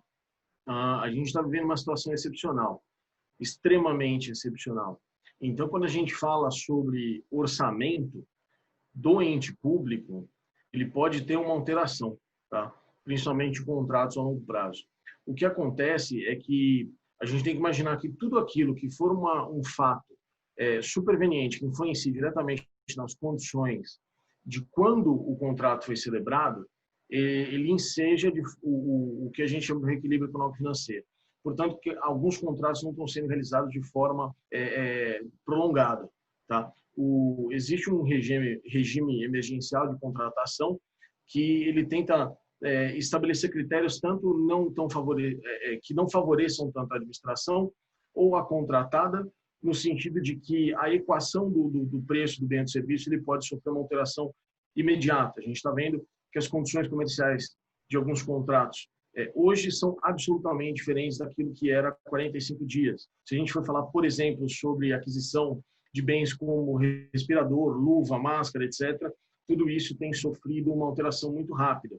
A própria lei de contratos administrativos, a lei de licitações, ela indica que também, em proteção à contratada, as condições de proposta, elas podem ser revistas, mesmo em tomada de preço ou questões de orçamentos para aquisição direta pela administração, elas podem ser revistas no caso desses fatos supervenientes. Então, a gente tem uma situação muito específica, tá? Muito sensível, deve ser analisada caso a caso, independentemente de qual seja a situação, e eu acredito que, de fato, o mercado não tem feito contratos a longo prazo agora com a administração, até porque o foco da administração é o combate ao Covid. Tá? Em relação à pergunta do Álvaro, eu acho muito interessante, porque foi bem cirúrgico, né? Como aplicar os conceitos expostos em contratos de concessão de serviços públicos como energia, distribuição de gás, transporte, etc. A revisão extraordinária das tarifas previstas no contrato seria inaplicável. Os usuários não teriam condições de pagar as tarifas, haja vista a drástica redução da renda dos usuários, já demonstrado em elevado nível de inadimplência. Álvaro, a questão é a seguinte, tanto nessa situação que a gente vive da pandemia, da redução do alcance financeiro do administrado, quanto em condições normais de temperatura e pressão. Quando existe a necessidade de um reequilíbrio econômico financeiro, as alternativas elas devem ser propostas entre a administração e a concessionária, tá? Para que não, ao máximo, para que não seja interferido na tarifa, tá? Por quê? Porque não se quer inviabilizar efetivamente a concessão, não se quer onerar o administrado, se quer tornar o contrato, a concessão econômica e financeiramente viável. Então, existem algumas alternativas, né? A gente tem a possibilidade de aumento de prazo, a flexibilização de alguns compromissos de investimento, e a revisão da tarifa em si, ela pode ser uma última alternativa, tá? Mas, às vezes, tentar entender que o reequilíbrio econômico-financeiro, principalmente na concessão, ele tem um viés de contrato prolongado, é um contrato relacional. Então, eventualmente, não fazer essa transferência da tarifa para o usuário agora, que está com uma capacidade financeira reduzida, mas fazer isso progressivamente, ou, eventualmente, aumentar o prazo da concessão, enfim. Esse reequilíbrio econômico-financeiro não necessariamente ele vai chegar diretamente para o administrado no aumento da tarifa. Mas lembrando que alguém vai ter que pagar essa conta. E no caso do Covid ou do fato imprevisível, enfim, não pode ser a contratada, porque ela é uma concessionária. Então, em último caso, remete para o administrado ou então a própria administração arca com esse custo. Tá? Pessoal, eu vou só dar um enter aqui com os meus contatos, eu agradeço a todos, passo a palavra para o próprio questionamento. Obrigado. Viu? Obrigado, Dey. Mais uma pergunta aqui, Luísa, foi feita durante a sua apresentação. No caso da administração direta, nós temos as PGS. Como contratar, assim, o serviço de arbitragem? Oi. Bom, eu acho que essa pergunta aqui ela deve ter sido feita quanto à possibilidade do Estado, em nível de administração, optar pela arbitragem administrada por instituições, né? Que é um pouco diferente da arbitragem ad hoc, que não depende da administração por uma outra instituição. Aqui, na verdade, eu vou me permitir, talvez, fazer uma reformulação dessa pergunta, porque, como eu estava dizendo, o contrato que existe entre as partes, eventualmente a instituição arbitral, ele não é um contrato no sentido de prestação de serviços, ou aquele contrato que estaria sujeito a 8666, e eu digo que ele é um contrato sui generis, né? Tem tanto a teoria contratual da arbitragem, quanto a teoria jurisdicional, e tem a teoria híbrida, que acha que a arbitragem ela inicia em um contrato, mas o fim dela é jurisdicional. Mas a resposta bem objetiva é, sim, qualquer nível de Estado, né? Qualquer nível de governo, na verdade, pode optar por uma solução arbitral, em princípio, administrada por uma instituição de arbitragem. O que pode acontecer, e algumas PGS podem estar sujeitas a alguns requisitos específicos, é um decreto em nível estadual ou qualquer outro tipo de regulamentação impor alguns requisitos próprios para a escolha dessa instituição. Como a Lenora explicou até na apresentação dela, não quis entrar de novo na minha, alguns estados já estão dispondo de mecanismos de cadastramento dessas instituições de arbitragem. Então, se o Estado ele vai optar por arbitragem com algum contratado dele, e ele quer deixar aquela convenção de arbitragem completa e já prevê uma instituição, ele pode verificar as instituições que já estão cadastradas, se essa necessidade de cadastramento já estiver vigente, né? Ou, eventualmente, se não houver essa previsão de entidades cadastradas, fazer uma decisão que ela seja minimamente justificável e economicamente justificável. Se a opção por arbitragem naquele caso, ela faz sentido no contexto da administração, porque não é qualquer contrato que vai ter a arbitragem como melhor solução para ele, né? Se a gente falar de um contrato maior, ou, por exemplo, se eu estou ainda em fase de edital para uma licitação e eu quero atrair, muitas vezes, contratados estrangeiros ou eventuais prestadores de serviços que venham do exterior, eu inserir uma cláusula arbitral, muitas vezes vai expandir o número de potenciais interessados naquela contratação. Porque a cláusula arbitral, ela pode ser uma solução mais cara, isso pode ser um pouco mais difícil para o agente administrativo explicar, mas ela tem outros contrapesos, né? Tem a celeridade, às vezes ela pode ter a própria opção para árbitros ou árbitros neutros, a possibilidade da parte poder fazer parte dessa escolha de quem vai decidir o mérito, ela pode ser mais atrativa no âmbito de uma licitação ou não.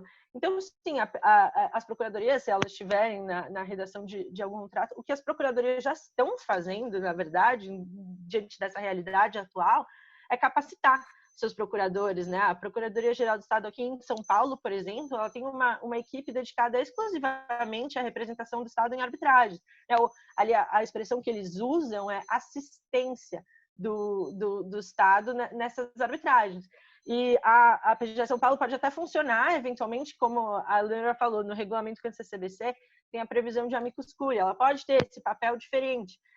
São diversas as opções aqui para participar, mas só para esclarecer, assim, não é um contrato diretamente que eu vou multar ali o CCBC, por exemplo, um prestador de serviço, né? Seria mais ou menos a mesma relação do advogado com um cartório, né? Não vou ali, o cartório não é meu prestador de serviço, ele está fazendo uma administração, um serviço essencial para a condução daquele processo, mas não é uma relação como aquelas sujeitas a 8666. Esse é o ponto esclarecedor. Obrigada. Se ficou alguma dúvida, pode perguntar de novo, se eu não fui clara aí para quem perguntou. Muito bem. Alguém mais quer fazer alguma colocação? Se não, agradeço a todos os palestrantes, agradeço mais uma vez a Câmara de Comércio Brasil-Canadá, que nos proporcionou isso, e a participação da Câncer CBC, através de você, Leonora. Muito obrigado pelo convite, pelo aceitar o nosso convite. E fiquem atentos às nossas próximas realizações, serão divulgadas nas mídias da Câmara. Então é isso. Um abraço a todos, um bom dia. Até logo.